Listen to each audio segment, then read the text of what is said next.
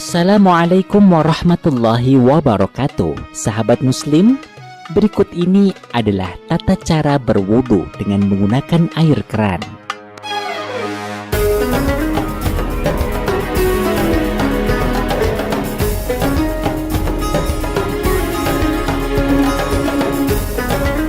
Umat muslim yang akan menjalankan ibadah sholat menghadap kepada Allah Subhanahu wa Ta'ala harus memenuhi aturan yang telah ditetapkan.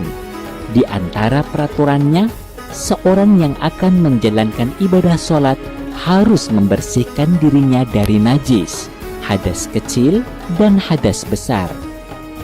Tata cara menghilangkan hadas kecil adalah dengan cara berwudu.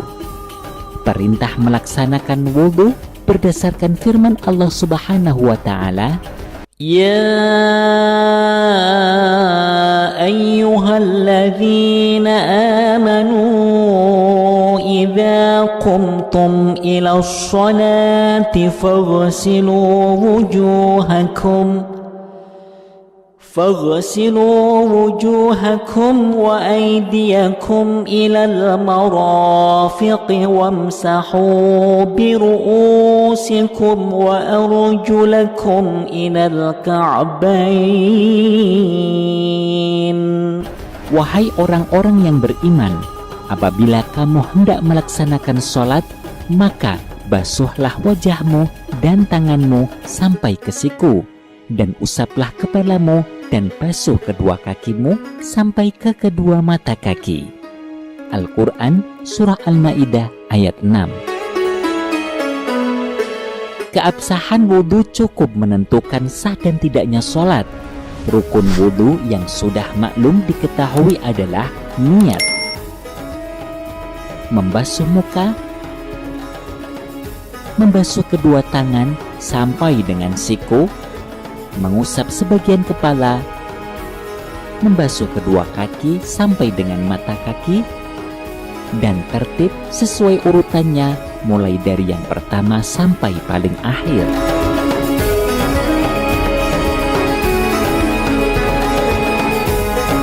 Berikut ini adalah di antara adab berwudu dengan menggunakan keran. 1. Orang yang berwudu disunnahkan menghadap ke arah kiblat. 2. Wudu dilaksanakan di tempat yang airnya bisa mengalir lancar sehingga tidak menggenangi lokasi berwudu. 3. Usahakan cari tempat yang airnya tidak mudah menciprat ke tubuh dan lokasi sekitar. Demikian disampaikan oleh Syekh Ahmad bin Muhammad dalam kitabnya Al-Lubab. 4. Apabila memungkinkan, wudu disunahkan dengan duduk. 5. Posisi keran di depan orang wudu bagian kiri. Menurut Sayyid Hasan Al-Kaf dalam kitab Al-Aham, memposisikan keran di sebelah kiri akan memudahkan orang yang berwudu bisa menjalankan sunnah-sunnah wudu yang lainnya. Contohnya, ketika orang yang berwudu ingin membersihkan kotoran yang ada di dalam hidung, disunnahkan menggunakan tangan kiri. Maka, tangan kiri orang yang berwudu sudah dekat dengan keran. Begitu pula ketika menyela jari-jari kaki, orang yang berwudu dianjurkan menggunakan tangan kiri. Keran yang berada di sebelah kiri akan cukup memudahkan tangan kiri menyela jari kaki. 6. Membuka tuas keran secukupnya. Membuka tuas keran sesuai kebutuhan supaya tidak berlebihan dalam menggunakan air wudhu. Rasulullah Shallallahu Alaihi Wasallam bersabda, La tusrif, jangan berlebihan. Qil, lalu ada yang bertanya kepada Nabi, Ya Rasulullah, awafil wudhu israf. Wahai Rasulullah, apakah di dalam wudu juga ada istilah berlebih-lebihan? Kemudian Rasul bersabda, Qal, na'am, wa fi kulli syai'in israf. Rawahul Hakim wa Ibnu Asakir. Iya, pada setiap hal bisa saja ada berlebih-lebihannya. Hadis riwayat Al-Hakim dan Ibnu Asakir.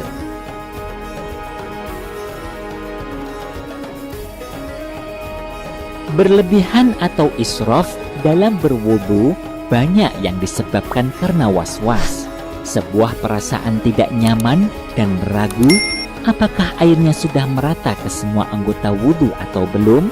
Orang was-was bisa membasuh anggota wudu sampai mengulang berulang kali sehingga menjadi poros air. Was-was bisa timbul akibat bisikan jenis syaitan tertentu yang mempunyai tugas mengganggu orang dalam menggunakan air. Rasulullah Shallallahu Alaihi Wasallam bersabda, "Inna lil wudu'i syaitanan yuqadu lahu walhan, fattaqu waswasal ma'." Rawahu Ahmad wa Ibnu Majah. Artinya, dan dari Abi Sa'ad berkata, Rasulullah Shallallahu Alaihi Wasallam bersabda, sesungguhnya dalam wudu ada satu syaitan yang dinamakan walhan, maka takutlah kalian terhadap was-was dalam menggunakan air. Hadis riwayat Ahmad dan Ibnu Majah. 7. Membasuh bagian tangan dimulai dari siku. Dalam masalah ini terdapat perbedaan pandangan antara ulama.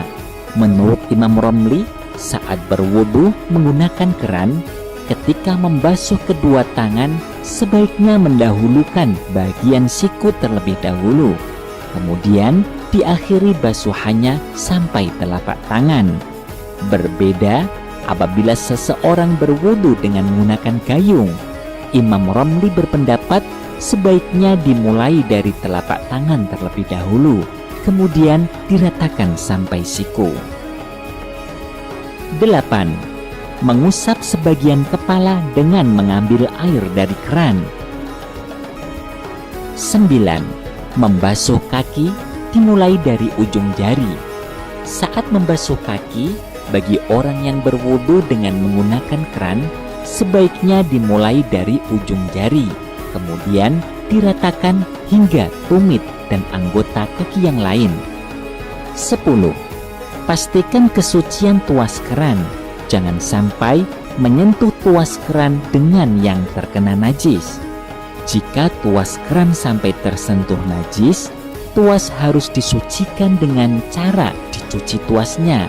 Hal ini penting diperhatikan karena tuas yang najis dan tidak dicuci lalu tersentuh dengan tangan, kemudian sholat, bisa mengakibatkan sholatnya tidak sah.